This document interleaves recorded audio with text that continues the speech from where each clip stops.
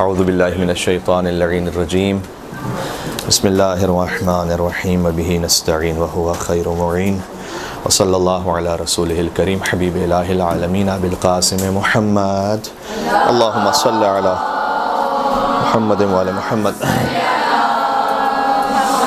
وعلی محمد وعلی آلہ الطیبین الطاہرین المعصومین سیما بقیت اللہ فی الارضین الذین اذهب اللہ عنہم الرجس وطہرہم تطہیرا اللہم صلی علی محمد وآل محمد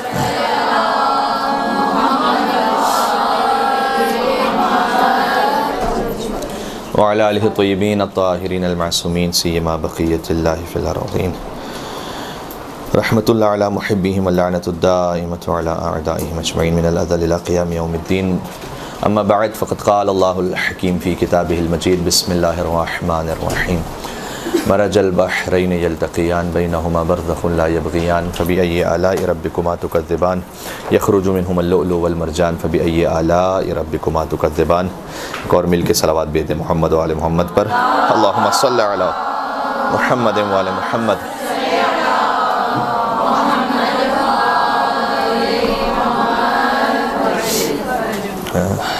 تیرہ رمضان المبارک ہے اور خدا متعال کا شکر ہے کہ ذکر اہل بیت اطہار علیہ السلام کے لیے یہاں جمع ہونے کی توفیق عنایت فرمائی ہے اس نے، اور مجھ سے جو موضوع کہا گیا ہے وہ سبت اکبر امام حسن مجتبیٰ علیہ السلام کی ولادت کی مناسبت سے ہے۔ اللہم صلی علی محمد وآل محمد۔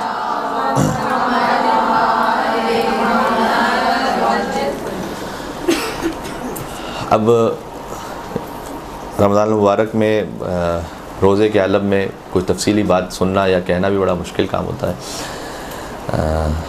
پیٹ بھرا ہوا ہو تو کوئی بھی دماغ بھی زیادہ صحیح طرح سے کام کرتا ہے، لیکن ہم کوشش کریں گے، امام ظاہر ہے کہ امام حسن علیہ السلام جو امام حسین کے بھی آقا اور امام اور مولا ہیں، ان کا ذکر ہے تو ہم کوشش کریں گے کہ انہی کے نام کی برکت سے کچھ باتیں آپ کے سامنے عرض ہو جائیں۔ اور سورہ مبارکہ رحمان کی ہم نے مشہور آیت پڑھی ہے، اگر یہ آیات دیکھیں تو آیت نمبر 19 سے لے کر 23 تک ہے، جس کے بارے میں آپ یقیناً چونکہ مدرسے سے آپ کا تعلق ہے تو اس آیت کی جو تفسیر ہے وہ آپ تک پہنچی ہے۔ مرج البحرین یلتقیان بینہما برزخ لا یبغیان، اللہ نے دو سمندروں کو ملا دیا ہے۔ مرج البحرین یلتقیان، دو بحر واحد ہے، بحرین جو ہے نا جمع تثنیہ ہے۔ مرج البحرین یلتقیان، دو سمندر جو ہیں وہ ملاقات کر رہے ہیں، یلتقیان بینہما برزخ لا یبغیان، اور ان کے درمیان ایک بیریئر ہے، برزخ ہے کہ دونوں ایک دوسرے سے عبور نہیں کرتے۔ دو سمندر مل رہے ہیں لیکن دونوں ایک دوسرے سے عبور نہیں کرتے، اپنے اپنے مقام پر اپنی اپنی حد میں ہے۔ اس کے لیے جو ظاہر آیت ہے، یہ ایک اصول آپ تک بھی یقیناً مدرسے کے ذریعے سے پہنچا ہوا ہوگا کہ قرآن کی آیات کے ظاہر بھی ہیں اور باطن بھی ہیں، بلکہ بعض علماء کے مطابق اور شاید بعض احادیث میں بھی اس طرح سے مفہوماً یوں آیا ہے کہ قرآن کی ہر آیت کے ممکن ہے کہ 70 ظاہر اور 70 باطن ہوں، یعنی 140 مطلب ہوں ایک آیت کے، 140 مطلب کل ملا کر 70 ظاہر 70 باطن۔ تو ظاہر میں جیسے استعینوا بالصبر والصلاۃ، بہت واضح ہے، نماز سے اور صبر سے مدد حاصل کرو۔ اب صبر اس کا ایک ظاہر بھی ہے، لیکن حدیث میں آیا کہ صبر سے مراد یہاں روزہ ہے، تو صبر کا جو ایک باطن ہے وہ روزہ، یہ ایک باطن ہے، ضروری نہیں کہ فقط یہی ایک باطن ہو، بلکہ اس سے اور بھی بطون ہے اس کے۔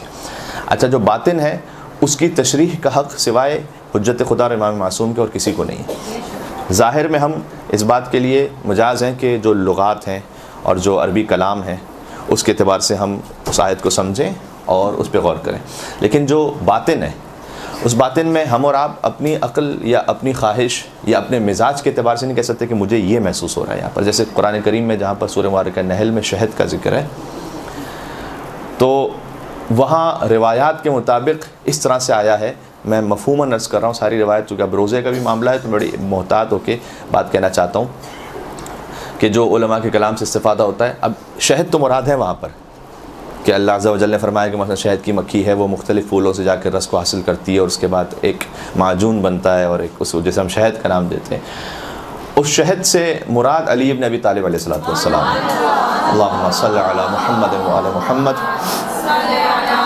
محمد وعلی محمد۔ واضح ہو رہا ہے؟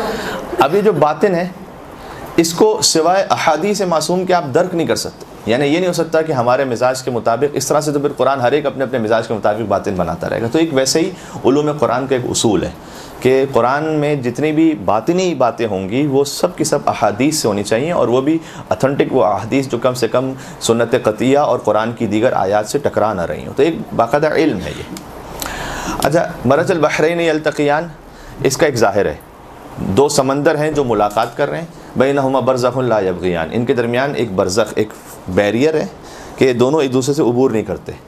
اس کا ظاہر مثال کے طور پر گلف آف الاسکا میں جہاں پر اٹلانٹک اوشین اور پیسیفک اوشین جو ہے وہ مل رہے ہیں، آپ گوگل پہ جا کے سرچ کریں گے تو 2 rivers which can't meet کر کے آپ سرچ کریں گے تو آپ کو مل جائے گا اس کی تصویریں بھی، کہ 2 دریا ہیں جن کا رنگ بھی تھوڑا سا مختلف ہے، کیونکہ ایک جو ہے وہ کچھ لائٹ ویٹ ہے، ایک زیادہ پانی کا جو وزن ہے وہ زیادہ ہے، اس کی نمکینی کی وجہ سے اور اس کی مٹھاس کی وجہ سے، اور اس طرح سے اللہ نے اسے رکھا ہے کہ 2 سمندر ہیں ساتھ ساتھ ہیں لیکن ملتے نہیں ہیں دونوں کا پانی آپس میں. اللہ کی قدرت ہے. اور پھر فرمایا فبأي آلاء ربكما تكذبان، تو تم دونوں اپنے رب کی کون کون سی نعمتوں کو جھٹلاؤ گے. ان دونوں سے مراد یہاں پر ظاہر جن و انس ہے. اللہ نے بار بار جن و انس سے کہا ہے کہ تم جن و انس اللہ کی کون کون سی نعمتوں کو جھٹلاؤ گے. باطن اس کا ایک اور بھی ہے جو اشارتاً میں عرض کر دیتا ہوں کہ امام علیہ السلام سے پوچھا گیا، صادق علیہ محمد امام جعفر صادق علیہ الصلوۃ والسلام سے، اللہم صلی علی محمد وعلی محمد،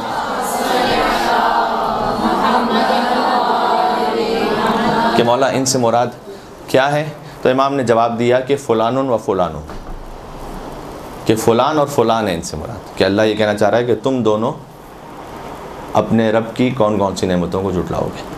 اور یہاں پر نعمت سے مراد پھر امام علیہ السلام نے فرمایا کہ گویا اللہ یہ کہنا چاہ رہا ہے کہ کیا تم نبوت محمد کو جھٹلاؤ گے یا ولایت علی کو جھٹلاؤ گے. اب اس سے آپ کو سمجھ میں آ جائے گا کہ فلان و فلان سے مراد کون ہے. جب امام نے فلان کہا ہے تو مجھے نام لینے کی کیا ضرورت ہے، میں بھی فلان فلان ہی کہہ دیتا ہوں، آپ خود سمجھدار ہیں. یہ ہو گیا فبأي آلاء ربكما تكذبان، جیسے تھوڑا سا ہم نے باطن پہ بات کی.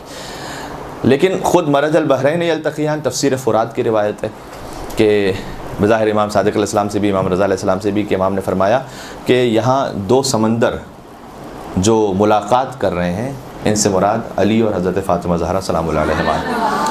اللہم صلی علی محمد وعلی محمد.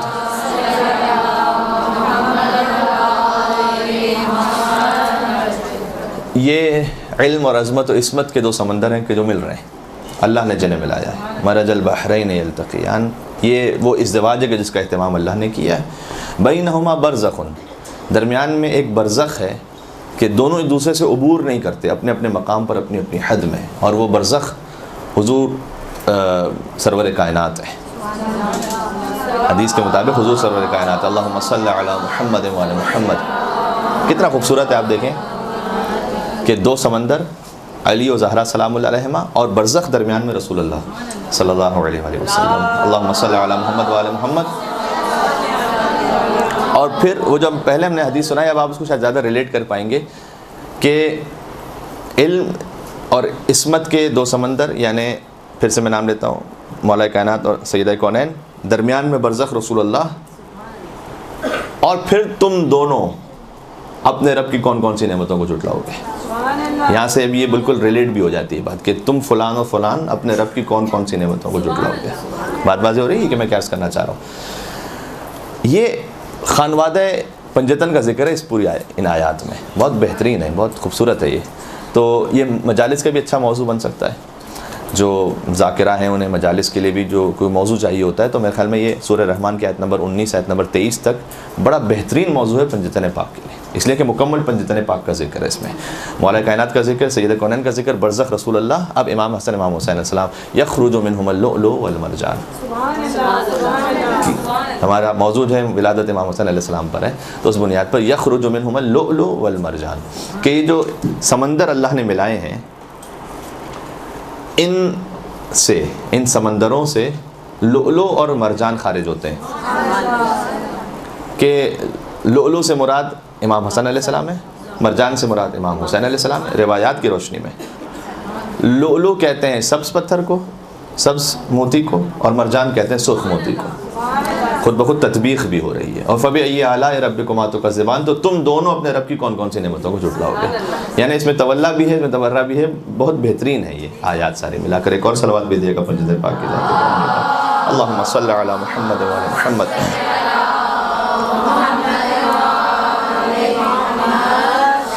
ماشاءاللہ. تو اس کا مطلب کیا ہے؟ امام حسن علیہ السلام کی ولادت کا اور امام حسن علیہ السلام کی ولادت کا ذکر قرآن میں ہے اس آیت میں. یخرج منہم اللؤلؤ والمرجان, کہ خارج ہوتے ہیں ان سمندروں سے لؤلؤ اور مرجان. امام حسن علیہ السلام اور امام حسین علیہ السلام. تو تم اپنے رب کی کون کون سی نعمتوں کو جھٹلاؤ گے. سبحان اللہ. اہل بیت علیہ السلام کا ہم ذکر جو اس شان کے ساتھ, اس ارادت کے ساتھ کرتے ہیں, اس کی وجہ بہت ساری وجوہات میں سے ایک یہ ہے کہ یہ اللہ کا خاص احسان ہے ہم پر. زیارت جامع کبیرہ کی روشنی میں خلقکم اللہ انوارا. زیارت جامع کبیرہ اگر معرفت اہل بیت علیہ السلام کی کوئی زینے طے کرنا چاہتا ہے تو ممکن نہیں ہے کہ زیارت جامع کبیرہ کے بغیر وہ اہل بیت علیہ السلام کی معرفت تک پہنچ سکے. اس لیے زیارت جامع کبیرہ کو اپنے روٹین میں رکھنا چاہیے. اس کا ترجمہ اتنی مرتبہ پڑھنا چاہیے کہ ہمیں پتہ چل جائے کہ کس لفظ سے اور کس جملے سے کیا مراد ہے. جو عربی پر وارد ہیں انہیں ترجمے کی انشاءاللہ ضرورت نہیں رہے گی, لیکن ویسے یہ کہ زیارت جامع کبیرہ کے الفاظ سے آشنائی ہونی چاہیے ہماری. جیسے الحمدللہ حدیث قصہ کے الفاظ سے آشنائی آپ کی. اگر حدیث قصہ بھی کسی کو یاد نہ بھی ہو لیکن حدیث قصہ پڑھی جائے تو آپ میں سے تقریباً سبھی ساتھ ساتھ پڑھتے رہیں گے اس کے. کیوں؟ اس لیے کہ حدیث قصہ آپ نے اتنی مرتبہ سنی اور پڑھی ہے کہ ان الفاظ سے آشنائی ہے آپ کی. آپ کے گوشت و خون میں وہ الفاظ ملے ہوئے ہیں. اور یہ اثر ہوتا ہے جب ماؤں کی گود سے ہم کوئی بات سنتے ہیں, بچپن سے کوئی بات سنتے قرآن کے لیے بھی اس طرح سے. ربیع القرآن ہے, رمضان کا مہینہ. من قرأ القرآن وهو شاب, جو قرآن کی تلاوت کرے, حدیث کا مفہوم اس طرح سے, جو قرآن کی تلاوت کرے جبکہ وہ جوان ہو. یتخلط القرآن بلحمہ ودمہ, تو قرآن جوانی میں تلاوت کرنے کی وجہ سے اس کے گوشت اور خون میں مخلوط ہو جاتا ہے, مکس ہو جاتا ہے اس کے گوشت اور خون میں. ٹھیک ہے نا. جیسے کہ دعائے ندبہ میں سرکار ختمی مرتبت کا وہ قول نقل ہے کہ والایمان مخالط لحمک ودمک ما خالط لحمی ودمی. اے علی, ایمان آپ کے گوشت اور خون میں ایسے مخلوط ہو چکا ہے, مکس ہو چکا ہے یا بلینڈ ہو چکا ہے, کما خالط لحمی ودمی, جیسے میرے گوشت اور خون میں مل چکا ہے. تو ایمان جو ہے نا ان کے گوشت و خون میں ملا ہوا ہے اہل بیت علیہ السلام کی. اس طرح سے ہم سے کہا گیا کہ جو قرآن جوانی میں پڑھنے کا عادی ہو جائے تو قرآن اس کے گوشت خون میں مل جائے گا. اور یہ ہم مثال دیکھتے ہیں ان حدیث قصہ اور اس طرح سے جتنے بھی ہمارے پاس متون پہنچے ہیں جو ہم بچپن سے پڑھنے کے عادی ہیں تو ہمارے گوشت خون میں ملے ہوئے ہیں وہ. اس طرح سے زیارت جامع کبیرہ کو بھی ایسا ہی ہونا چاہیے. میں سمجھتا ہوں کہ بہت اہم اہل بیت علیہ السلام کی معرفت کے اس میں زینے طے ہوتے ہیں. تو اس زیارت جامع کبیرہ میں امید ہے کہ آپ جانتے ہیں کہ زیارت جامع کبیرہ کس امام نے تعلیم دی ہے. 10ویں امام, امام علی النقی علیہ السلام پر. ان کے نام پر بھی ایک صلوات بھیجیے گا. اللہم صلی علی محمد و آل محمد.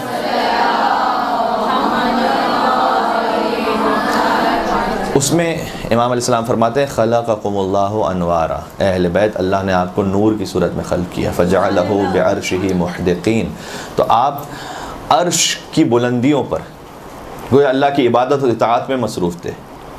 آپ کا جو نور تھا فجعلہ بعرشہ محدقین, عرش کے چاروں طرف تھے آپ, اس کے اطراف میں. حتی من علینا بکم, سبحان اللہ. یہ بات ہے کہ ہم امام حسن علیہ السلام کی ولادت کا جشن ہم یہاں کیوں منا رہے ہیں, کیوں ہم اتنے ذوق و شوق سے ان کا ذکر کرنا چاہتے ہیں, سننا چاہتے ہیں. اس لیے کہ امام فرما رہے حتی من علینا بکم, آپ تو وہاں نوری شکل میں تھے, آپ کو ضرورت بھی نہیں تھی کہ آپ دنیا میں تشریف لائیں.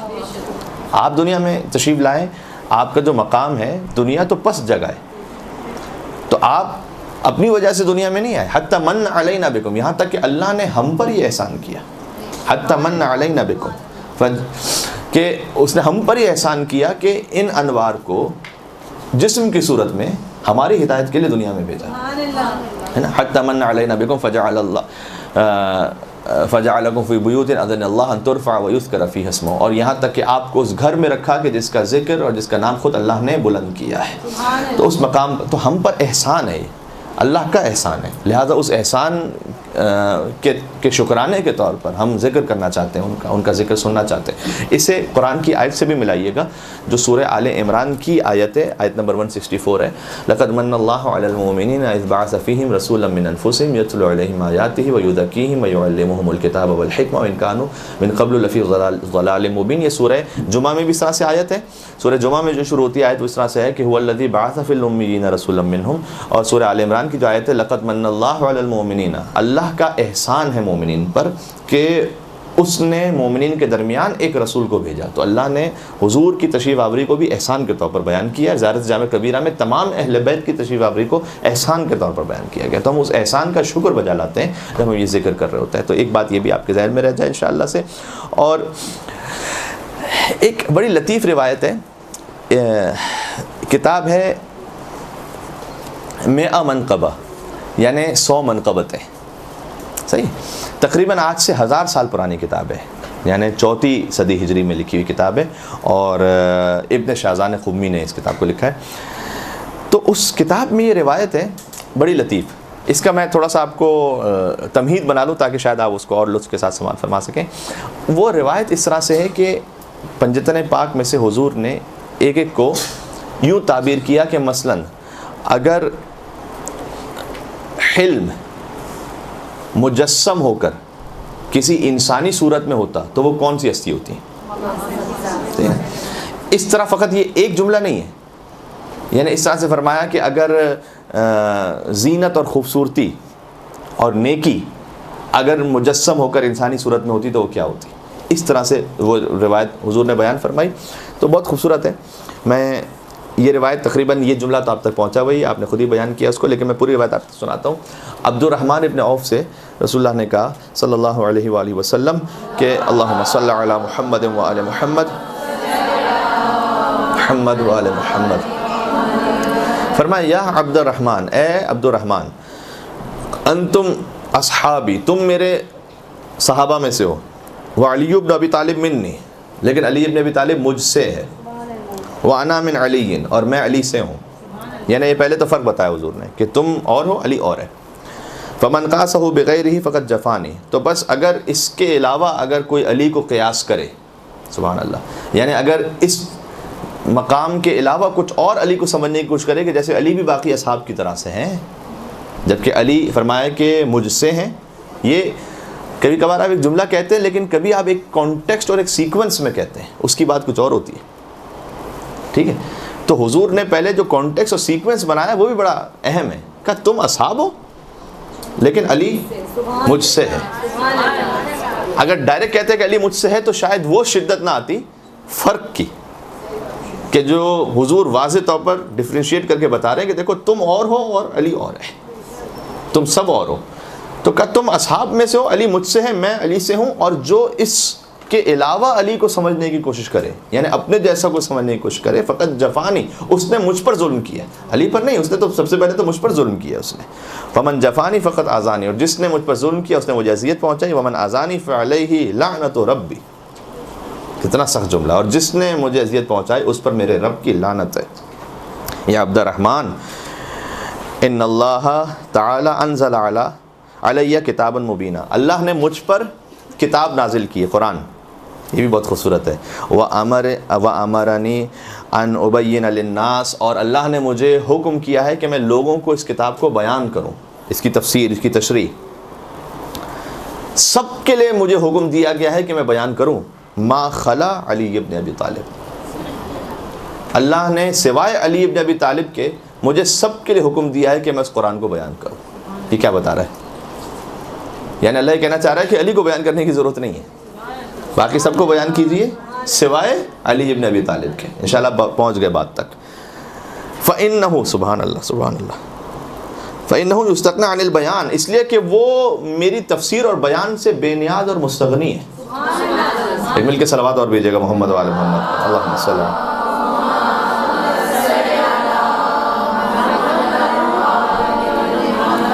فَإِنَّهُ يَسْتَغْنِي عَنِ الْبَيَانِ ہونا چاہیے. إِنَّ اللَّهَ تَعَالَى جَعَلَ فَصَاحَتَهُ كَفَصَاحَتِي, تو اللہ نے علی کی فصاحت کو میری فصاحت کی طرح قرار دیا ہے. وَدِرَایَتَهُ كَدِرَایَتِي, اور علی کی سمجھ کو میری سمجھ کی طرح قرار دیا ہے. بہت بڑی بات ہے یہ. اس کے بعد اب وہ جملے ہیں کہ جو آپ تک کچھ پہنچے ہوئے ہیں. حدیث میں جس طرح سے میں آپ کو سناتا ہوں, وَلَوْ كَانَ الْحِلْمُ رَجُلًا لَكَانَ عَلِيًّا, اور اگر حلم کسی مرد کی طرح ہوتا تو وہ علی ہوتے. ولو, امام حسن علیہ السلام کے لیے کیا کہا ہے, جن کے تصدق میں نے اس پوری روایت کو بیان کیا. وَلَوْ كَانَ الْفَضْلُ شَخْصًا لَكَانَ الْحَسَنُ, اور اگر فضیلتیں کسی شخص کی طرح ہوتی تو وہ حسن مجتبیٰ ہوتے. وَلَوْ كَانَ, اللہم صلی علی محمد وآل محمد. کچھ پوچھنا ہے آپ نے؟ دوبارہ ریپیٹ کر دوں کہاں سے؟ لو کان الفضل، اردو ریپیٹ کر دوں، اگر فضیلتیں کسی شخص کی طرح ہوتی تو وہ حسن مجتبی ہوتے. وَلَوْ كَانَ الْحَيَاءُ صُورَةً، اگر حیا کسی صورت میں مجسم ہو، لَكَانَ الْحُسَيْن، تو وہ حسین ہوتے. اللہم صلی علی محمد وعلی محمد.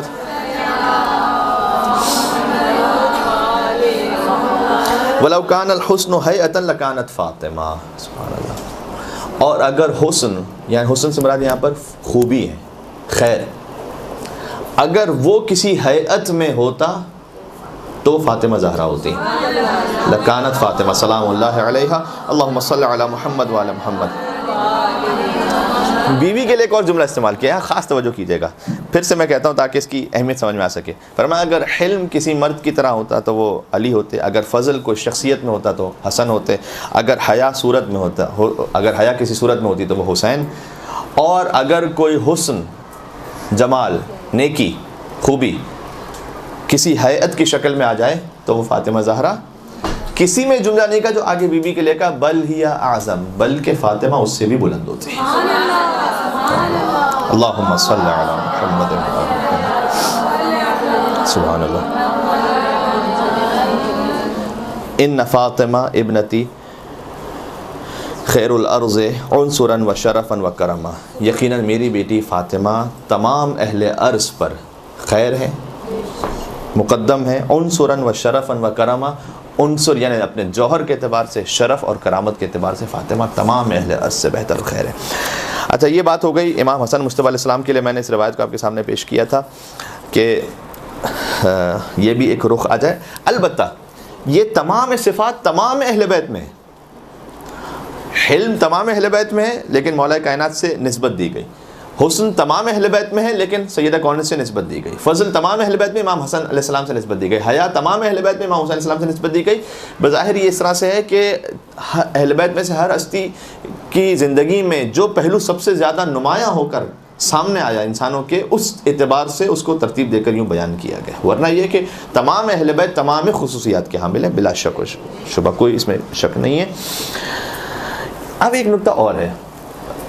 تو اب تک ہم نے کیا بات کی؟ ہم نے بات کی کہ پنجتن پاک کا ذکر سورہ رحمان میں ہے خاص طور پر. اچھا، پنجتن پاک کا ذکر تو آیہ مباہلہ میں بھی ہے، سورہ آیہ تطہیر میں بھی ہے، سورہ دہر میں بھی ہے، لیکن ہم نے سورہ رحمان کی آیتوں کا انتخاب کیوں کیا تھا؟ اس لیے کہ اس میں یہ کہ خارج ہو رہے ہیں اس سے، یعنی ولادت کا ذکر ہو رہا ہے امام حسن اور امام حسین کی، خارج ہو رہے ہیں ان سمندروں سے لولو اور مرجان، اس لیے ہم نے ذکر کیا تھا. پھر ہم نے عرض کیا کہ پنجتن پاک کا ذکر اس طرح سے اس روایت میں ہے کہ حضور علیہ السلام نے پہلے مولا کائنات کے فضائل کو بیان کیا خاص طور پر، اور کہا کہ اللہ نے مجھ پہ جو قرآن نازل کیا ہے تو مجھے حکم دیا کہ میں سب کو بیان کروں سوائے علی بن ابی طالب کے، انہیں بیان کرنے کی ضرورت نہیں، وہ جانتے ہیں اس بات کو.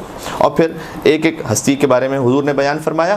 اب ایک اور اسی سے ریلیٹڈ بات کہ اہتمام کرتے تھے حضور سرور کائنات صلی اللہ علیہ وسلم، اور آپ بھی دل میں کہہ دیا کریں صلی اللہ علیہ وسلم، اس لیے کہ حضور نے فرمایا کہ سب سے بڑا بخیل وہ ہے کہ جو میرا نام سنے اور مجھ پہ درود نہ بھیجے. اللہم صلی علی محمد وعلی محمد. اللہم صلی علی محمد وعلی محمد. اللہم صلی علی محمد. خاص اہتمام کرتے تھے. یہ روایات میں بھی خاص اہتمام ہے کہ حسن اور حسین علیہ السلام کو اپنا بیٹا کہیں، ابنی، میرا بیٹا. ٹھیک ہے، بالکل امام حسن علیہ السلام کی ولادت ہوئی اور پارچے میں انہیں لپیٹا ہوا تھا، تو کوئی خاتون تھی، بظاہر شاید ام ایمن ہو یا اور کوئی خاتون ہو، تو روایت اس طرح سے ہے کہ حضور نے کہا ہاتھی ابنی، اس وقت فرمایا کہ میرے بیٹے کو مجھے دو. ابنی، یہ ابن کہنا بظاہر ہمیں لگتا ہے شاید ایک عام سی بات ہو، لیکن اس کے اوپر بڑے تاریخی جو جریان ہیں وہ اس پہ بیس کرتے ہیں. یہاں تک کہ امام حسن امام حسین علیہ السلام کو ابن رسول کہا جانا بنی امیہ کو اتنا برا لگتا تھا کہ پوری کوشش انہوں نے کر ڈالی اپنے پورے اقتدار کے زمانے میں کہ کہیں سے یہ ٹائٹل جو ہے نا ختم ہو جائے، کہ حسن اور حسین کو ابن رسول نہ کہا جائے، ابن علی کہا جائے. کیوں؟ اس لیے کہ ابن علی اگر کہیں گے تو مولا کائنات پر تو ویسے ہی سب و شتم کر رہے تھے، تو حسن اور حسین پر کرنا بھی آسان ہے. پھر تو ان کی کوشش یہ تھی کہ کوئی بھی امام حسن اور امام حسین کو ابن رسول نہ کہے، جبکہ اہل بیت علیہ السلام اپنا تعارف اس طرح سے کرواتے تھے، ٹھیک ہے. حتیٰ یہ کہ معاویہ نے ذکوان کو یہ کہا ہوا تھا کہ اگر کوئی حسن اور حسین کو ابن رسول کہہ کے مخاطب کرے تو مجھے خبر دو تو اسے سزا دی جائے گی، اتنا سختی تھی. انس ابن مالک سے روایت ہے کہ امام حسن علیہ السلام، چونکہ ان کا ذکر ہو رہا ہے تو میں خاص ذکر کرنا چاہوں گا، وہ بالکل بچپن کا عالم تھا تو رسول اللہ تشریف فرماتے تو کبھی رسول کے پہلو میں تشریف رکھتے تھے، کبھی ان کے شانے پر، کبھی ان کے جیسے ایک نانا نواسے کا بڑا پیار و محبت کا رشتہ ہوتا ہے. تو انس ابن مالک نے کہتے ہیں میں نے چاہا کہ میں حسن کو جو ہے نا وہ جدا کر دوں رسول سے. ایسا محسوس ہوا کہ جیسے کہیں ایسا نہ ہو کہ نعوذ باللہ، یعنی ان کے اپنے عقیدے کے مطابق کہ بھائی حسن جو ہے وہ رسول اللہ کو کوئی زحمت دے رہے ہوں. تو میں نے چاہا کہ جیسے بچے کو الگ کر دیتے ہیں عام بچوں کو، جیسے ہی میں نے الگ کرنا چاہا تو حضور نے فرمایا یا انس دع ابنی، یہ میرا جو ہے منظور نظر ہے اس وقت، یعنی کہ میرے نواسے کو چھوڑ دو، کہ میرے بیٹے کو چھوڑ دو، ابنی چھوڑ دو میرے بیٹے کو میرے پاس، وثمرۃ فؤادی، اور میرے میوہ دل کو. اولاد کو پھل سے تعبیر کیا گیا ہے روایات میں بھی، اور اس طرح سے بھی جیسے وہ جو مشہور آیت ہے کہ وَلَنَبْلُوَنَّكُمْ بِشَيْءٍ مِّنَ الْخَوْفِ وَالْجُوعِ وَنَقْصٍ مِّنَ الْأَمْوَالِ وَالْأَنفُسِ وَالثَّمَرَاتِ. یہاں بھی ثمرات سے بعض علماء نے کہا ہے کہ یہاں پر اولاد ہے مراد، پھل سے مراد یہاں پر اولاد ہے، کہ اللہ جو ہے وہ امتحان لے گا یقیناً تمہارا مال کے ذریعے سے، نفسوں کی کمی کے ذریعے سے، اور پھلوں کی کمی سے مراد یہاں پر بعض علماء نے لکھا ہے کہ اولاد کے ذریعے سے اللہ ہے. تو پھل ہے، اور پھل جو ہے درخت کا پتہ دیتی ہے، ٹھیک ہے، اچھا پھل اچھے درخت کا پتہ دیتا ہے. تو آپ اولاد سے والدین تک پہنچتے ہیں، نیچرل ہے بڑا، یہ صحیح ہے. اور اس طرح کی تعبیر بھی ملتی ہے، میں نے خود پڑھی ہوئی ہے کہ الولد سر ابی ہے، بیٹا باپ کا راز ہوتا ہے، ٹھیک ہے. اب اس میں بڑی داستان ہے، بیٹا باپ کا راز ہوتا ہے. تو یزید کس کا راز ہے اور حسین کس کے راز ہے؟ یہ، اور اگر ماں باپ کے اعتبار سے دیکھیں تو ان کی اولاد پھل کی طرح ہوتی ہے. تو ابو طالب علیہ السلام مثال کے طور پر انہوں نے دو ہستیوں کو پالا ہے، ایک محمد بنے اور ایک علی. ابو سفیان نے بھی دو لوگوں کو پالا تھا، ایک معاویہ اور ایک یزید. تو یہاں سے پھل سے اولاد سے اپنے آبا و اجداد کا پتہ چلتا ہے، ٹھیک ہے. پھر فرمایا کہ ان من آذا حسنا فقط آذانی، کہ اگر کسی نے حسن کو اذیت پہنچائی تو اس نے مجھے اذیت پہنچائی، یہ حضور نے فرمایا. اچھا، یہ جو ابن کا معاملہ ہے، آپ دیکھیے گا کہ مولا سید السجاد نے بھی خطبہ شام جو ارشاد فرمایا اس میں بھی انا ابن محمد المصطفیٰ، یہ بار بار اہل بیت علیہ السلام تاکید کرتے تھے کہ ہمیں فرزند رسول کہا جائے.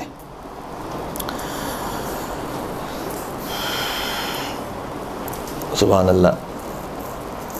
ایک بات اور عرض کرتا ہوں کہ روایت میں ملتا ہے کہ حاکم شام نے ایک مرتبہ ذکوان سے یہ کہا تھا کہ تم میرے بچوں کے نام جو ہے نا وہ مجھے سب ایک ترتیب میں فہرست میں لکھو، تو میں انہیں کچھ اپنے طور پر کچھ انعام دینا چاہتا ہوں. تو اس نے جو ہے وہ معاویہ کے جو ہے نا وہ بچوں کے نام لکھے، اور شاید اس طرح سے تھا کہ بچوں کے نام لکھے لیکن نواسوں کا یا اس طرف سے جو نام تھے وہ نہیں لکھے. تو اس نے کہا کہ ان کے نام کیوں نہیں لکھے؟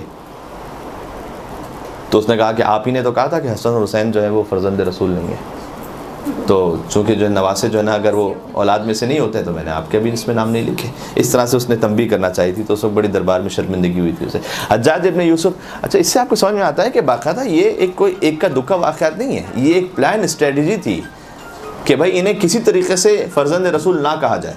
حجاج ابن یوسف کے زمانے میں 3 سے 4 واقعات ہیں کم سے کم، غور کیجیے گا. سعید ابن جبیر کے ساتھ بھی ایک واقعہ، یحییٰ ابن عامر کے ساتھ بھی واقعہ ہے کہ جس میں حجاج کے ساتھ باقاعدہ مناظرہ ہوا کہ تم حسن اور حسین کو فرزند رسول کیوں کہتے ہو؟ اس لیے کہ وہ بیٹی کے بیٹے ہیں، بیٹے کے بیٹے نہیں ہیں، تو تم کیوں کہتے ہو حسن اور حسین فرزند رسول ہیں؟ اس پہ باقاعدہ مناظرے ہو چکے ہیں، اور آپ تک یہ بات یا تو آپ نے خود پڑھی بھی ہوگی یا تک پہنچی ہے یقیناً یہ بات.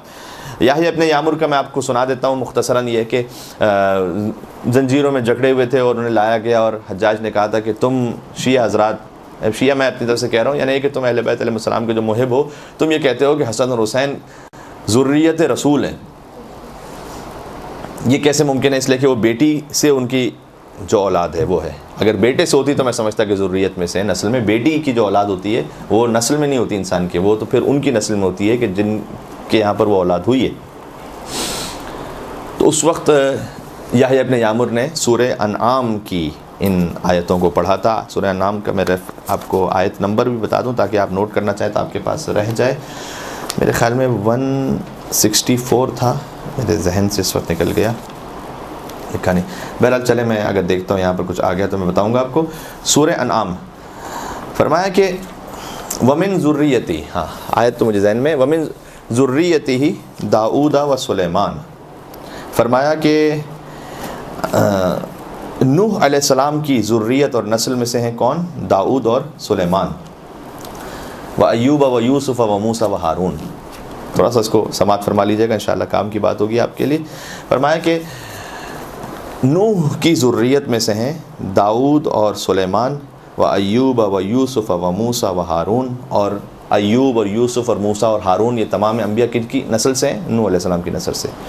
وَكَذَلِكَ نَجْزِي الْمُحْسِنِينَ وَزَكَرِيَّا وَيَحْيَىٰ وَعِيسَىٰ وَإِلْيَاسَ، اور زکریا اور یحییٰ اور عیسیٰ اور الیاس، یہ کون آیت پڑھ رہے ہیں؟ یحییٰ ابن یامر پڑھ رہے ہیں حجاج ابن یوسف کے سامنے، کیا ثابت کرنے کے لیے؟ حسن اور حسین فرزند رسول ہیں۔ اب آپ غور کیجیے گا، یہ جو پوری آیت ہے اس کا بظاہر تعلق نہیں بنتا، لیکن جو وہی جس کے قرآن جس کے گوشت و خون میں مخلوط ہو چکا ہو وہ پھر قرآن سے ایسے استفادہ کرنے کی صلاحیت رکھتا ہے۔ تو نوح علیہ السلام کی نسل سے ہیں داؤد و سلیمان و موسیٰ و ایوب و یوسف اور ہارون اور زکریا و یحییٰ و عیسیٰ و الیاس کل من الصالحین، یہ سب ہمارے صالح بندے تھے۔ ان میں سے حضرت عیسیٰ علیہ السلام بتاؤ کہ کیسے حضرت نوح علیہ السلام کی نسل سے ہیں؟ اگر فقط باپ ہی سے تعلق ہے نسل کا تو حضرت عیسیٰ علیہ السلام تو بغیر باپ کی دنیا میں تشریف لائے۔ اس کا مطلب عیسیٰ ابن مریم، تو حضرت مریم کے ذریعے سے وہ نسل حضرت نوح میں سے ہے۔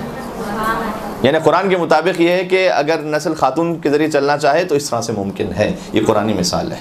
اب میں اپنے الفاظ میں کہہ رہا ہوں کہ گویا جب کئی صدیوں کے فاصلے سے حضرت عیسیٰ علیہ السلام مریم کے ذریعے سے، حضرت مریم سلام اللہ علیہ ان کے ذریعے سے فرزند حضرت نوح اور حضرت ابراہیم ہو سکتے ہیں، تو حسن اور حسین بغیر کسی فاصلے کے حضرت فاطمہ زہرا کے ذریعے سے فرزند محمد مصطفیٰ صلی اللہ علیہ وآلہ وسلم کیوں نہیں ہو سکتے؟ اللہم صلی علی محمد وعلی محمد۔ یہاں تک کہ بات اور آگے بڑھاتے ہیں، یہاں تک کہ اس کے اثرات اس خاطر ہے کہ ہمیشہ امام حسن امام حسین علیہ السلام کا ذکر آپ کیجئے تو فرزند رسول کہہ کے ذکر کیجئے۔ یہ اہل بیت علیہ السلام کو پسند تھا، وہ تاکید کرتے تھے، ٹھیک ہے۔ دشمن چاہتا تھا یہ کہ ختم ہو جائے، اس لیے میں کہہ رہا ہوں کہ ہمیں چاہیے کہ ہم اس کو اور زیادہ بیان کریں۔ دشمن یہ چاہتا تھا کہ یہ ختم ہو جائے، اس خاطر ہے کہ بظاہر کہ آپ زیارات میں دیکھیں تو السلام علیک یا ابا عبداللہ کے بعد پھر پہلا جملہ کیا ہے؟ السلام علیک یا ابن رسول اللہ۔ اتنی تاکید ہے اس پر کہ ابا عبداللہ کے بعد جو پہلے ہی جملہ ہم کہتے ہیں السلام علیک یا ابا عبداللہ، السلام علیک یا ابن رسول، اس کی تاکید ہے۔ دشمن یہ چاہتا تھا کہ نہ کہا جائے انہیں فرزند رسول، ہم اہل بیت علیہ السلام کے حکم کے مطابق انہیں فرزند رسول کہتے ہیں، اور حکم ہے کہ کہا جائے فرزند رسول۔ غور فرما رہے ہیں آپ، بہت اہم ہے یہ۔ اور یہاں تک کہ اس کے اثرات بنی عباس کے زمانے تک بھی نظر آئے۔ وہ مشہور بات کہ ہارون رشید نے آ کر یہ کوشش کی کہ اپنا تعلق قبر رسول کے سامنے جوڑے رسول اللہ سے۔ ہارون رشید جو ہے نا وہ خلفۂ بنی عباس کس کی ذریت سے ہیں؟ عباس ابن عبد المطلب نا، ٹھیک ہے نا، تو اسی لیے تو انہیں خلفۂ بنی عباس کہا جاتا ہے نا۔ تو وہاں پر اب عباس ابن عبد المطلب حضور کے چچا ہیں، تو یہ جو بنی عباس ہیں ان کا تعلق بن جاتا ہے حضور سے۔ تو السلام علیک یا رسول اللہ، اس کے بعد کہا السلام علیک یا ابن العم۔ مجمع تھا بہت، اس زمانے کا جو میڈیا تھا وہ یہی تھا نا۔ تو اگر بادشاہ ایک بات کہہ رہا ہے سب کے سامنے تو یہ پروپوگیشن ہے، تبلیغ ہے، کہ گویا ظاہر کرنا چاہ رہا ہے کہ ہمارا تعلق ہے ان سے۔ السلام علیکم ابن العم، کہا اے ہمارے چچا کے بیٹے آپ پر سلام ہو۔ اب اگر ایک عام انسان ہے تو وہ تو سمجھے گا کہ اہل بیت تو یہی ہے نا، چچا کے بیٹے ہیں، ان کا گھر کا تعلق ہے ان سے، تو اے ہمارے چچا کے بیٹے آپ پر سلام ہو۔ امام کاظم علیہ السلام وہاں موجود تھے۔ اللہم صلی علی محمد وعلی محمد۔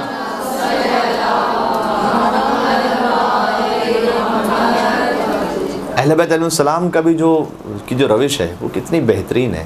ایک جملے میں اس پوری بات یعنی کو ختم بھی کر دیتے ہیں جو اس نے کہی ہو، اور اپنی بات کو ثابت بھی کر دیتے ہیں۔ اس نے کہا السلام علیک یا رسول اللہ، السلام علیک یا ابن العم۔ امام علیہ السلام آگے بڑھے اور کہا السلام علیک یا رسول اللہ، السلام علیک یا ابتا، اے میرے بابا آپ پر سلام ہو۔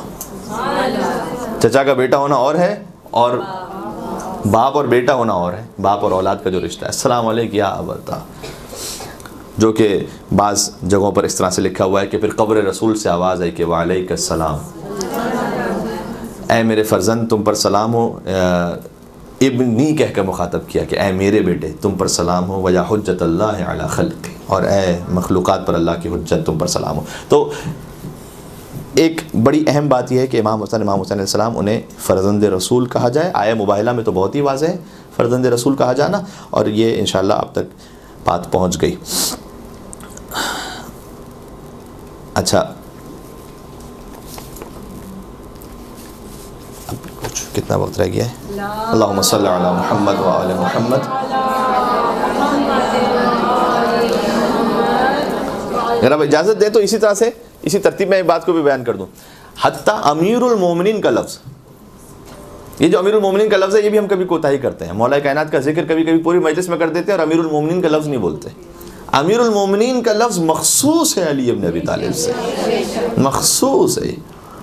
حتیٰ یہ کہ جب کسی صحابی نے امام صادق کو امیر المومنین کہا تو امام نے منع کر دیا تھا۔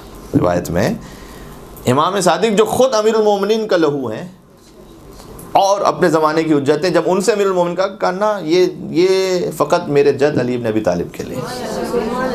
تو امیر المومنین اسی طرح سے یہ چاہتے تھے کہ امیر المومنین کا جو لقب ہے وہ مولا کائنات سے ختم کر دیا جائے اور عام کر دیا۔ اس خاطر ہے کہ آپ تاریخ میں جا کے دیکھیے تو دوسری خلافت میں کہا جانے لگا اس خلیفہ کو امیر المومنین، خود اس نے چاہا کہ مجھے کہیں لوگ، اور امیر المومنین، اس کے بعد تو اتنا یہ عام ہو گیا کہ پھر بعد میں تمام خلفاء بنی عباس کو امیر المومنین کہہ کے مخاطب کرتے تھے، نعوذ باللہ من ذالک۔ لیکن ہمارا کام یہ ہونا چاہیے کہ جب مولا کائنات کا ذکر کریں تو امیر المومنین کا نام لیں باقاعدہ، یہ کہہ کر ذکر کریں، ٹھیک ہے۔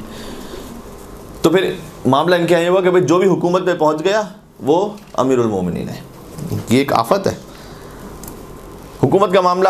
مثلا جو ہے وہ آپ دیکھیے گا کہ صحیح بخاری، صحیح مسلم، سنن ترمذی، سیاہ ستہ جو 6 بڑی کتابیں ہیں عامہ کی، ان میں سے کم 4 میں یا بظاہر شاید 5 میں یہ حدیث اس طرح سے تھوڑے الفاظ کے فرق کے ساتھ موجود ہے کہ من بعدی 12 خلیفتاً یا امیراً، کہ میرے بعد 12 امام ہوں گے یا 12 خلیفہ ہوں گے۔ یہ بہت تاکید کے ساتھ ہے، حتیٰ یہ کہ ابو حاتم ایک ہیں جنہوں نے ترمذی کی شرح لکھی ہے، وہ اب اس حدیث کی آپ کیا تفسیر کریں گے کہ بھئی میرے بعد 12 امام ہیں یا 12 خلیفہ ہیں یا 12 وزیر ہیں یا 12 امیر ہیں، کیا کریں گے اس کی؟ تو ابو حاتم شارح ترمذی جو ہیں وہ کہتے ہیں کہ ٹوٹل جنت 40 خلیفہ ہیں رسول اللہ کے بعد، اگر خلفاء راشدین کو ملا ہے اور آگے تک ملا ہے تو ٹوٹل 40 آئیں۔ پھر کہتے ہیں کہ کیا کروں میں ان میں سے کس 12 کو لوں؟ ترتیب کے شروع کے 12 کو لوں تو اس میں یزید بھی ہے، کیسے لوں؟ اور اگر درمیان سے کچھ اچھوں کو نکالوں تو وہ کہتے ہیں 5-6 سے زیادہ شامل نہیں ہوتے ان کے اپنے مطابق، معیار کے مطابق، جس میں انہوں نے خلفاء راشدین کو بھی شامل کیا اور پھر درمیان میں عمر بن عبدالعزیز کو شامل کیا، کہ اس کے علاوہ میری سمجھ میں نہیں آتا۔ پھر آخر میں لکھا ان لا افہم ھذا الحدیث، میں اس حدیث کو نہیں سمجھ سکتا کہ کیا ہے۔ تو یہ بھی بڑی زبردست حدیث ہے جو سوال کرنے کے لیے کم سے کم بڑی بہترین ہے کہ بھئی آپ یہ بتائیے کہ یہ 12 خلیفہ کون سے ہیں کہ جن کا ذکر آپ کی کتابوں میں ہے۔ علامہ جلال الدین سیوطی نے تھوڑا سا اس میں ناانصافی کی ہے، انہوں نے شروع کے 12 لے لیے۔ شروع کے 12 میں یزید بھی ہے، مروان ابن عبد الملک، ولید ابن عبد الملک۔ ولید جو ہے وہ اتنا شراب پیتا تھا کہ حوض میں بیٹھ کے شراب پیتے ہوئے حوض جو ہے کم ہو جاتا تھا شراب پی کر، تاریخ میں لکھا ہوا ہے۔ کیا یہ رسول کہہ کے کہتے کہ اس طرح سے میرے بعد یہ 12 خلیفہ ہونے والے ہیں؟ ابن اسیر نے جو نا وہ البدایہ والنہایہ، اس میں اس بات کو لکھا، جب وہ بھی جوڑ توڑ کے کسی طرح سے کچھ بھی نہ ہو پایا تو اس نے کہا بس ایک بات تو یہ طے ہے کہ یہ شیعوں کے 12 امام تو نہیں ہے۔ اب بھوک کی انتہا دیں گے کہ کچھ بھی آپ اس کی تفسیر کرتے ہیں، بس میں یہ کہنا چاہتا ہوں کہ یہ شیعوں کے 12 امام نہیں ہے۔ آ جاتی ہے یہ خباثت سامنے کہ کیونکہ وہ حکومت پر نہیں پہنچے تھے، یہ میں کہنا چاہتا تھا، یعنی حکومت معیار ہے کہ تخت پہ نہیں پہنچے تھے، اس خاطر ہے کہ وہ تو نہیں ہے۔ محمود بن ریہ نے تھوڑا سا اس میں انصاف کیا اور کہا کہ نہیں، اس سے ڈائریکٹ تو پھر بھی نہیں کہا کہ یہ شیعوں کے امام ہیں، لیکن پھر بھی کسی حد تک انصاف کرنے کی کوشش کی. آخر میں حاشیے میں لکھا کہ ہاں بظاہر لگتا یہ ہے کہ یہ وہی امام ہے کہ جو شیعہ حضرات کہتے ہیں. تو خیر اللہ کا شکر ہے کہ اس نے ہمیں نصیب فرمائے الحمدللہ. اچھا اب میں اور عرض کرنا چاہتا ہوں, اس میں ایک صلوات بھیجے گا تو میں تھوڑا سا اور بات آگے بڑھاتا ہوں. اللہم صلی علی محمد و آل محمد. اب امام حسن علیہ السلام کے کچھ اخلاق اور ان کے علمی کمالات پر تھوڑی سی بات کر لیتے ہیں اور اختتام کرتے ہیں. ہاں سورہ انعام کی جو میں نے آپ کو آیت سنا رہا تھا نا, وہ آیت نمبر 84 اور 85 تھی. ہاں میں دیکھ رہا تھا کہ کہیں لکھی ہے میں نے 84 اور 85, جس میں حضرت نوح کی ذریت کا ذکر ہے کہ داؤد اور سلیمان اور موسیٰ اور تمام یہ حضرت نوح علیہ السلام کی نسل سے ہیں. ٹھیک ہے. مسجد میں ایک شخص آیا. اب امام حسن علیہ السلام کے بارے میں کچھ روایات. مسجد میں ایک شخص آیا, کئی حلقے بنے ہوئے تھے جس میں بحث ہو رہی تھی مختلف. وہ گیا, اس نے سورہ مبارک بروج والسماء ذات البروج, ٹھیک ہے, والیوم الموعود وشاہد ومشہود, اس پر اس نے کہا کہ یہ شاہد اور مشہود, شاہد گواہ, مشہود جس کو گواہ بنایا جائے اور جب گواہ بنایا جائے, اس سے مراد کیا ہے. پہلے حلقے سے جا کے پوچھا تو شاہد اور مشہود سے مراد کیا ہے. تو اس نے کہا کہ ایک نے کہا روز عرفہ ہے شاہد, عید قربان ہے مشہود. دوسرے حلقے میں پہنچے, کہا کہ برعکس کر دیا, شاہد عید قربان روز عرفہ ہے مشہود. امام حسن علیہ السلام تشریف فرماتے ہیں. امام حسن علیہ السلام نے کہا شاہد سے مراد رسول اللہ ہے, مشہود سے مراد قیامت کا دن ہے. کا دلیل کیا ہے آپ کے پاس؟ امام حسن علیہ السلام, اس سے بڑا ایک نقطہ بھی سامنے آتا ہے, اس لیے میں اس روایت کو پیش کر رہا ہوں. آپ نے ایک سنا ہوگا تفسیر قرآن بالقرآن, قرآن کے ذریعے سے ہی قرآن کی تفسیر کرنا. یہ اہل بیت علیہ السلام کا کمال تھا اور ان کا ملکہ تھا, اور انہوں نے اس بات کی تعلیم دی ہے کہ قرآن کے ذریعے سے قرآن کی تفسیر کیسے ہوتی ہے. اس وقت امام علیہ السلام نے سورہ فتح کی آیت پڑھی کہ انا ارسلناک شاہدا ومبشرا ونذیرا, کہ اے رسول ہم نے آپ کو شاہد بنا کر بھیجا ہے اور مبشر اور نذیر بنا کے بھیجا ہے. تو اللہ نے سورہ فتح میں رسول اللہ کو شاہد کہا ہے. اور پھر سورہ ہود کی آیت پڑھی, آیت نمبر 103, وذالک یوم مشہود. اللہ نے قرآن میں قیامت کو جو مختلف نام ہیں ان میں سے ایک نام یوم مشہود ہے, کہ جس کے بارے میں اور جس موقع پر گواہی دی جائے گی. تو مشہود کہا ہے قیامت کو, شاہد کہا ہے رسول اللہ کو, لہذا وشاہد و مشہود سے مراد رسول اللہ ہے, روز قیامت ہے. تو اس وقت اس عربی نے یہ کہا کہ اللہ اعلم حیث یجعل رسالتہ, خدا خوب جانتا ہے کہ اپنی رسالت کو کس خاندان میں رکھنا ہے اسے. تو یہ آیت جو ہے وہ کئی مرتبہ پڑھی جاتی تھی اہل بیت کے سامنے. جب اہل بیت علیہ السلام اپنے علم اور فضل کا اس طرح سے اظہار فرماتے تھے تو سامنے سے وہ آیت پڑھتے تھے لوگ جو بھی آتے تھے کہ اللہ اعلم حیث یجعل رسالتہ. سبحان اللہ. ایک دو اور مختلف باتیں, اس سے ہم انشاءاللہ درس بھی حاصل کر سکتے ہیں اور اچھا ہے یہ بہت. امام حسن علیہ السلام, ان کا دسترخوان معروف ہے, ان کا لباس بھی بڑا باوقار اور متمول لباس ہوتا تھا.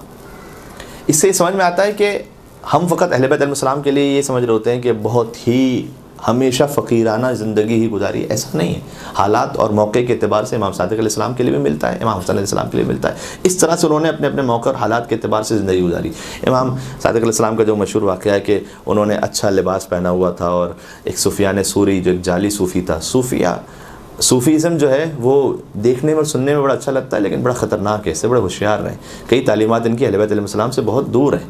عربی میں صوفیوں کے نام لینا چاہتا ہے, بڑے انسپائر ہو, ہمارے بھی کچھ لوگ بڑے انسپائر ہو جاتے ہیں. تو اس میں احتیاط کریں. ہر وہ تعلیم کے جو اہل بیت علیہ السلام کے در سے ملے بس وہ حق ہے. کلامکم نور, زیارت جامع کبیرہ, آپ کا کلام نور ہے. والحق معکم وفیکم ومنکم والیکم, حق آپ کے ساتھ ہے, آپ کی طرف ہے, آپ ہی سے شروع ہوتا ہے, آپ ہی کی طرف پلٹ کر ختم ہوتا ہے. لہٰذا حق مکمل اہل بیت علیہ السلام کے پاس ہے. جو کچھ ان کے علاوہ اور ہٹ کرے وہ دل کو بھلا کتنا اچھا لگ رہا ہو, ذہن و دماغ میں بڑا سننے میں بڑا اچھا لگ رہا ہو, لیکن وہ حق نہیں ہے. پھر وہ کچھ اور سب کچھ ہو سکتا ہے, وہ حق نہیں ہو سکتا. تو خیال رکھیں اس بات کا. تو سفیان ثوری اس نے جو ہے وہ ایک کھردرا سا بڑا سخت لباس پہنا ہوا تھا, گرمی بھی تھی اور ایسے چبھنے والا لباس. تو اس نے امام صادق علیہ السلام پر نعوذ باللہ طنز کیا, کہا یہ میں کیا دیکھ رہا ہوں, رسول کی اولادوں میں سے ایک اولاد آپ ہیں, فرزند رسول ہیں, اور آپ نے اس طرح سے ایک بڑا اچھا لباس پہنا ہوا ہے, یہ آپ نے دنیا داری کیوں اختیار کر لی ہے؟ امام علیہ السلام نے جواب دیا کہ میں اللہ کی نعمتوں کو حلال سے استعمال کر کے, یہ مفہوم ہے, اس کا شکر ادا کرنا چاہتا ہوں. اور اس کے بعد امام علیہ السلام نے جو ان کا اچھا سا جو لباس تھا اس سے لباس کی استین کو الٹا، اس طرح سے الٹا ہے مثلا امام بلا تشبیہ، تو اندر کھردرا لباس تھا جو کسی کو نظر نہیں آ رہا تھا۔ امام نے کہا کہ یہ میں نے اپنے نفس کے لیے پہنا ہے اندر، یہ اللہ کی نعمت کے اظہار کے لیے پہنا ہے اوپر۔ اور اس کے بعد امام علیہ السلام اس کی طرف آگے بڑھے تو وہ کچھ پیچھے ہٹنے لگا، اور امام نے پھر اس کا ہاتھ پکڑا اور اس کی استین کو الٹا، تو اس میں اندر نرم اور ملائم لباس تھا۔ اور امام علیہ السلام نے کہا کہ وہ تو نے اپنے نفس کے آرام کے لیے پہنا اور یہ اوپر دکھاوے کے لیے پہنا ہے، ٹھیک ہے۔ تو ائمہ علیہ السلام ان کی زندگی میں اس طرح سے ملتا ہے کہ ایک کانسیپٹ ہمارا بن جاتا ہے کہ بھائی ہمیشہ فقر و تنگ دستی ہی کی زندگی گزری ہوگی، اس طرح ضروری نہیں ہے۔ تو اللہ نے اگر آپ کو حلال سے دیا ہے، حلال کے ذریعے سے اس کو خرچ کریں اور مومنین کی خدمت میں بھی، لیکن اللہ کی اس نعمت کو استفادہ کریں، اس میں کوئی حرج نہیں۔ ہاں اسراف نہیں ہونا چاہیے، نمود و نمائش ریاکاری نہیں ہونی چاہیے، لیکن ایک باوقار اچھی طریقے سے اپنی زندگی گزاری اچھی بات ہے۔ تو غور کیجیے گا، تو امام حسن علیہ السلام نے لباس پہنا تھا۔ اچھا یہاں سے ایک اور روایت ذہن میں آئی، ایک شخص آیا تھا جو بظاہر یہودی تھا، امام حسن علیہ السلام کے پاس آیا اور وہ بہت زیادہ تنگ دست تھا۔ تو اس نے کہا کہ آپ یہ فرماتے ہیں کہ آپ کے جد نے یہ کہا ہے کہ الدنیا سجن للمومن و جنت للکافر، دنیا مومن کے لیے قید خانہ ہے، کافر کے لیے جنت ہے۔ تو یہاں آپ تو بڑی آرام سے زندگی گزار رہے ہیں، یہاں تو ایسا لگ رہا ہے آپ کے لیے جنت ہے اور میرے لیے قید خانہ ہے۔ کیوں؟ اس لیے کہ میں تو بہت مشکل میں زندگی گزار رہا ہوں۔ تو امام حسن علیہ السلام نے جواب دیا کہ اگر اللہ تجھے پتہ چل جائے کہ اللہ نے میرے لیے جنت میں کیا مقام رکھا ہوا ہے، تو یہاں کتنی بھی اچھی زندگی گزار لو تجھے ایک قید خانہ محسوس ہوگا میرے لیے۔ اور اگر تجھے یہ پتہ چل جائے کہ تیرے کفر کی وجہ سے اللہ نے کیا عذاب رکھا ہوا ہے وہاں پر، تو یہاں کتنی سخت زندگی گزار لے تجھے جنت محسوس ہوگی اس عذاب کے مقابلے میں، صحیح ہے۔ اور ہمارے تو ہو سکتا ہے کہ ایک مومن بہت آرام دہ زندگی میں ہو، تب بھی اس کا جو اصل مقام ہے اس کے اعتبار سے تو یہ قید خانہ ہے۔ تو یہ قلبی کیفیت کا نام ہوتا ہے، جو زہد ہے ترک دنیا، یہ قلبی کیفیت کا نام ہوتا ہے۔ کسی کے پاس بہت کچھ بھی ہوتا ہے تب بھی دنیا سے بے نیاز ہوتا ہے، ہم نے دیکھے ایسے لوگ، ماشاءاللہ بہت کچھ اللہ نے عطا کیا ہے لیکن دل بے نیاز ہے۔ اور کچھ ایسے بھی ہوتے ہیں جن کے پاس بظاہر کم ہے لیکن دنیا کی لالچ بہت زیادہ ہے اندر۔ زیادہ یا کم ہونے سے معیار نہیں ہے زہد کا یا حرص کا، ٹھیک ہے، یہ ایک ایٹیٹیوڈ کا نام ہے، مائنڈ سیٹ کا نام ہے، کیسے آپ دیکھتے ہیں، کیسے دنیا کو پہ غور کرتے ہیں۔ اچھا امام حسن علیہ السلام نے تو مناسب لباس ایک اچھا پہنا ہوا تھا باوقار، تو ان فی کا کبرا، یہ کسی نے امام سے کہا اس میں آپ نے تو تکبر کیا ہوا ہے، آپ نے تکبر کیا ہوا ہے اتنا اس طرح سے لباس پہن کا۔ امام علیہ السلام نے جواب دیا ان فی عزت، ان فی عزت، اس میں میرے لیے عزت ہے، تکبر نہیں ہے، عزت ہے۔ عزت اور تکبر میں کیا فرق ہے؟ بڑی باریک لائن ہے یہ، کوئی بتا سکے عزت تکبر میں کیا فرق ہے؟ ایک کوئی کہے کہ بھائی میں باعزت ہوں اس لیے میں لباس پہن رہا ہوں، اور ایک مرتبہ ہو کہ نہیں تکبر میں یہ پہنا ہوا ہے۔ شاید اس کو اس طرح سے بیان کیا جا سکے کہ عزت جو ہے وہ خدا دیتا ہے، تکبر خود انسان کرتا ہے، یہ ایک جملے میں فرق ہے، ٹھیک ہے۔ ایک مل کے صلوات بھیجیے گا امام حسن علیہ السلام کی ذات، اللہم صلی علی سبحان اللہ۔ اچھا مجھے یہاں سے ایک چینل پر بھی جانا ہے، اس لیے میرے پاس وقت محدود ہے، تو میں کوئی بہت زیادہ لمبی بات نہیں کر پاؤں گا، بات کو سمیٹتے ہیں۔ من کان یرید العزہ فللہ العزۃ جمیعا، جو عزت کا ارادہ کرے، اللہ نے قرآن میں کہا ہے، تو عزت اللہ کے لیے، اللہ کے پاس عزت اللہ دیتا ہے، حقیقی عزت تو اللہ۔ انسان جو خود بناتا ہے وہ غرور تکبر ہوتا ہے، اپنے القاب بڑے بڑے لگانا، پروٹوکول کی بڑی خواہش ہونا، اور اس سے نفس کی کیفیت ایسی ہو جانا کہ جیسے کوئی بہت بڑے صاحب بن گئے۔ یہ ساری وہ باتیں ہیں کہ جو خود کی ہوئی انسان کی، اور یہ تکبر ہے۔ جو حقیقی عزت ہے وہ اللہ کی طرف سے نصیب ہوتی ہے، پھر چاہے وہ اس کے پاس دنیا ہو کہ نہ ہو، وہ عزت ہے اللہ کے پاس۔ ہارون رشید تخت پہ بیٹھ کر بھی لعنت اللہ علیہ، امام کاظم زندان میں ہوتے ہوئے بھی علیہ السلام ہے، یہ عزت ہے۔ اللہم صلی علی محمد وعلی محمد۔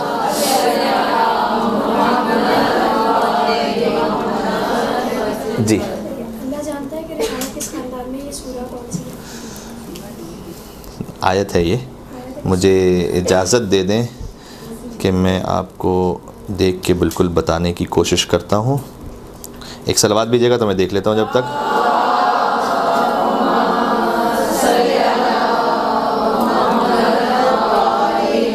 سورہ انعام آیت نمبر 124. ٹھیک ہے, سورہ انعام آیت نمبر 124 ہے. اللہ اعلم حیث یجعل رسالتہ. ماشاءاللہ. ٹھیک ہے, ایک اور بڑی لطیف گفتگو ہے امام حسن علیہ السلام سے متعلق. بات کو یہاں سمیٹتے ہیں, جس پر ہم شاید آپ کے معافی ضمیر میں تو ہے وہ پہلے سے, لیکن اس پر ہم اتنا زیادہ سوچتے نہیں, اس پہ اتنا زیادہ بات نہیں کرتے. مجھے بڑا اچھا لگا جب ایک بات میرے ذہن میں آئی. وہ امام حسن اور امام حسین علیہ السلام کا تقریباً 47 سال کا ساتھ رہا ہے. 47 ایئرس, دو بھائیوں کا. ان 47 سالوں میں کوئی ضعیف تو کیا, موضوع یا جھوٹی سے جھوٹی روایت بھی نہیں ملتی کہ کبھی ذرہ برابر بھی ان دو بھائیوں میں اختلاف ہوا. یہ واقعی عصمت کی دلیل ہے. یعنی کتنی بھائیوں میں محبت ہو, کہیں نہ کہیں تو کچھ ہوتا ہے جب آپ نے 40-45 سال کسی کے ساتھ زندگی گزاری ہو. اچھا, یہ دو وہ بھائی ہیں کہ جو ہمیشہ ساتھ رہیں, ماں کی گود سے لے کر, چادر تطہیر سے لے کر, ماں دونوں بھائی ہیں, مباہلہ سے لے کر, امیر المومنین کے ساتھ سے لے کر, کوفہ جانے تک سے لے کر, جنگ جمل و صفین و نہروان سے لے کر, امام حسن علیہ السلام کے دوبارہ مدینے پلٹنے تک کبھی بھی یہ دو بھائی جدا نہیں ہوئے. یہ بڑی لطیف بات ہے. امام حسن اور امام حسین علیہ السلام کی زندگی میں ہمیشہ ساتھ رہیں. اور بلکہ اس طرح سے جو تعبیر کیا جاتا ہے, اور بظاہر شاید یہ صحیح بھی ہے, امام حسین کا تو الگ سے دیکھیں نام بھی نہیں رکھا گیا. حسین کہتے ہیں چھوٹے حسن کو. حسین اس میں مصغر ہے عربی زبان میں, فعیل کے وزن پر. کسی چیز کے لیے اگر آپ ایک چھوٹی اس سے چیز دیکھیں جو اسی طرح کی ہو, ٹھیک ہے, لیکن اس کی ایک چھوٹی کیفیت ہو, تو اس کے لیے فعیل کا وزن استعمال کیا جاتا ہے. ٹھیک ہے, جس طرح سے مثلا کمیل بھی اسی وزن پر ہے, ٹھیک ہے نا, کمال سے کمیل. اس طرح سے رجل سے رجیل, حسن سے حسین کا لغوی ترجمہ ہے, لٹرل میننگ ہے چھوٹا حسن. یعنی حسن کو چھوٹا کر دیں تو حسین بنتا ہے, حسین کو بڑا کر دیں تو حسن بنتا ہے. اللہم صلی علی محمد و علی محمد. یہ بہت لطیف ہے. اس سے یہ ساری باتیں بھی دور ہو جاتی ہیں, اور سارے اعتراض دور ہو جاتے ہیں کہ امام حسن نے سلو کی تھی تو امام حسین نے جنگ کیوں کی تھی. مطلب ان میں تعلق ہے بھائی, حسین چھوٹے حسن ہے اور حسن بڑے حسین ہے. نام میں اتنا اتحاد ہے. یہ نام اس سے پہلے رکھے نہیں گئے کبھی, حسن کبھی نام نہیں رکھا گیا. حالانکہ حسن عربی زبان کا لفظ ہے اور بڑا سامنے کا لفظ ہے, کوئی ایسا ڈھکا چھپا لفظ بھی نہیں, لیکن اللہ نے اس نام کو پردہ غیبت میں رکھا تھا. سمجھ لیجیے, جب اللہ چاہے تو اپنی حجت کے نام کو پردہ غیبت میں رکھ سکتا ہے اور ان کی ذات کو بھی پردہ غیبت میں رکھ سکتا ہے. جبکہ سب کے سامنے, عربوں کے سب عرب بولتے تھے اور اتنے فصیح و بلیغ تھے, تو حسن تو سامنے کا لفظ تھا, لیکن آپ بتا ہی نہیں سکتے. فاطمہ ہے نام, فاطمہ بنت اسد, اور بھی فاطمہ ہے, لیکن آپ کو حسن نام کہیں نہیں ملے گا امام حسن علیہ السلام سے پہلے. یہ اللہ نے اہتمام کیا تھا, خاص امام حسن کے لیے اہتمام کیا تھا, ہے نہیں؟ تو امام حسن علیہ السلام کے لیے اہتمام. اور حسین نام بھی آپ کو کہیں نہیں ملے گا امام حسین علیہ السلام سے پہلے. تو حسن اور حسین کے ناموں ہی میں اتنی لطافت ہے, اتنی مٹھاس ہے. خدا دادی نام ہے. حسن بڑے حسین کو کہتے ہیں, حسین چھوٹے حسن کو کہتے ہیں. حسن بھی حجت حق ہیں, یہ اعتماد رہے. جناب رئیس امروہی صاحب کا شاید یہ شعر ہے کہ حسن بھی حجت حق ہیں, یہ اعتماد رہے, اور حسین چھوٹے حسن ہیں, یہ بات یاد رہے. تو حسین جو کچھ کربلا میں ہے وہ حسن کا آئینہ دار ہے. ٹھیک ہے, تو یہاں پر سلو اور جنگ کی بات ختم ہو جاتی ہے پھر کہ کیوں سلو اور کیوں جنگ. وہ حالات اور موقع کی مناسبت سے تھا, بدلتے رہتے ہیں, ہے حقیقت ابدی مقام شبیری, بدلتے رہتے ہیں انداز کوفی و شامی. تو وہ کوفی و شامیوں کے انداز جب بدلے تو اس کے مطابق ترتیب دی گئی اپنی حکمت عملی کو. ورنہ اچھا, اب اس میں اختتام پر کچھ جملے. امام حسین علیہ السلام جب چلا کرتے تھے امام حسن کے ساتھ, تو کبھی بھی ان سے آگے نہیں چلے, قدم آگے نہیں بڑھایا, ان سے کچھ پیچھے ہو کے چلتے تھے امام حسین علیہ السلام. یعنی حسن کے تمام فضائل ایک طرف, یہ ایک جملہ ایک طرف ہے کہ حسن وہ ہیں کہ حسین بھی جنہیں اپنا امام کہتے ہیں. اب امام حسین علیہ السلام کے جو بھی فضائل ہیں, تو امام حسین مأموم ہیں, امام حسن امام ہے. ٹھیک ہے, یہ بھی تاریخ میں ملتا ہے کہ امام حسین علیہ السلام نے کبھی بھی اس وقت درمیان میں خطاب نہیں کیا یا بات نہیں کی جب امام حسن مجتبیٰ علیہ السلام بات کر رہے ہیں. ٹھیک ہے, اتنا احترام تھا امام حسین علیہ السلام کو. بس میں کہہ رہا ہوں نا 47 سال ساتھ میں گزارے ہوں اور ایک موقع نہ ملا ہو, ایک ہلکے سے کوئی جملہ تاریخ میں نہ آیا ہو کہ بھائی ان کا آپس میں کوئی اختلاف رہا تھا, نہیں آیا. سبحان اللہ. اور امام حسین پر گریہ کیا خاص امام حسین علیہ السلام نے. اب چونکہ مصائب کا موقع تو نہیں کہ میں تفصیل میں جاؤں, لیکن میں آپ اشارہ کرتا ہوں کہ امام حسین علیہ السلام کی آنکھیں نمناک تھیں, گریہ فرما رہے تھے امام حسن کی شہادت پر. تو اس وقت امام حسن علیہ السلام نے وہ مشہور و معروف جملہ ارشاد فرمایا کہ لا یوم کیومک یا ابا عبداللہ, اے حسین جیسے آپ کی شہادت کا دن ہوگا ویسے کسی کی شہادت کا دن نہیں ہوگا. تو یہ وہ جملہ ہے کہ جو امام حسین علیہ السلام کے مصائب پر امام حسن سے ہم تک پہنچا ہے. اور یا اللہ, امام حسن کا جب جنازہ تھا اتنے حلیم اور بردبار تھے. مروان جس نے بے انتہا اذیت پہنچائی تھی امام حسن علیہ السلام کو, وہ آیا تھا امام حسن کے جنازے پر. تو لوگوں نے سے کہا کہ مروان تو حسن کے جنازے پر کیا کر رہا ہے؟ تو اس وقت اس نے کہا تھا کہ یہ مجسم حلم تھے, بردباری. اہل بیت علیہ السلام کے یہاں پر اس طرح سے ملتا ہے کہ ان کے سخت ترین دشمن بھی جب ان کی موت کی خبر سنتے تھے تو بہرحال ایک لمحے کے لیے سخت ترین دشمن بھی ان کے فضائل کا اقرار کرتے ہوئے گویا رونے لگتا تھا. ٹھیک ہے. اور حاکم شام کے لیے ملتا ہے کہ اس نے مولا علی علیہ السلام کی شہادت کی جب خبر سنی تب بھی وہ بھی ضبط, اتنا پست دشمن ہوتے ہوئے بھی علی کے جو فضائل تھے اس پر وہ ضبط نہیں کر سکا. امام حسن علیہ السلام کی ایک اور سنت ملتی ہے کہ اپنی والدہ پر گریہ کرنا. جب بھی مغیرہ کو دیکھتے تھے تو کہتے تھے انت الذی ضربت امی, تو وہ ہے کہ جس نے میری ماں کو مارا ہے. اور امام حسن علیہ السلام گریہ فرماتے تھے. مولا علی کی شہادت چونکہ رمضان المبارک میں ہے اس لیے میں جملہ عرض کروں کہ مولا علی کی شہادت کے بعد فوراً امام حسن علیہ السلام منبر پر جب آئے تھے تو فرمایا کہ آج کے دن دنیا سے وہ چلا گیا کہ جس کی مثال نہ کبھی ماضی میں ملی تھی نہ کبھی مستقبل میں مل سکے گی. امام حسن علیہ السلام نے اپنے بابا مولا کائنات کے لیے کہا. امام حسن علیہ السلام کے لیے تاریخ میں لکھا ہوا علیہ سیما الانبیاء وعظمت الملوک, ان کے چہرے پر انبیاء کی خصوصیات تھیں, ان کی شان میں بادشاہوں جیسی ہیبت تھی. یہ امام حسن علیہ السلام کی حیات طیبہ کے کچھ پہلو ہیں جو ہم عرض کرنا چاہتے تھے آپ کی خدمت میں, اور جتنا ہو سکا مولا کا شکر ہے. آپ حضرات انشاءاللہ امام حسن علیہ السلام کے لیے ہم سب ان کی شفاعت میں شامل حال رہیں اور ان کی زیارت ہمیں نصیب ہو سکے جنت البقیع میں, اور ان کی قبریں مسمار ہیں اہل بیت علیہ السلام کی. تو ان قبروں کو مسمار کرنے والے جلد سے جلد اپنے انجام تک پہنچے انشاءاللہ. امام حسن علیہ السلام کے لیے میں چند اشعار پڑھ کے اختتام کرتا ہوں. ہیں مدحت حسن کے عنوان نئے نئے, بہت سارے عنوان ہیں, ہم نے چند اس پہ بات کی ہے, کم علمی کی وجہ سے بھی اور وقت بھی کم تھا. اور امام حسن علیہ السلام کی شخصیت پر تو پھر قرآن ہو تو وہ جو بات کر سکے, اور اہل بیت اطہار علیہ السلام. ہیں مدحت حسن کے عنوان نئے نئے, لاؤں کہاں سے لفظوں کے قرآن نئے نئے. اور جھولا جھلاؤں پیار کروں نوکری کروں, جھولا جھلاؤں پیار کروں نوکری کروں. ہیں قلب جبرائیل میں ارماں نئے نئے, ہیں قلب جبرائیل میں ارماں نئے نئے. اور ان کی سمجھ میں تم ابو طالب نہ آؤ گے, وہ لوگ جو ہوئے ہیں مسلمان نئے نئے. ماشاءاللہ. برحمتك يا أرحم الراحمين وصلى الله على محمد وآله الطاهرين.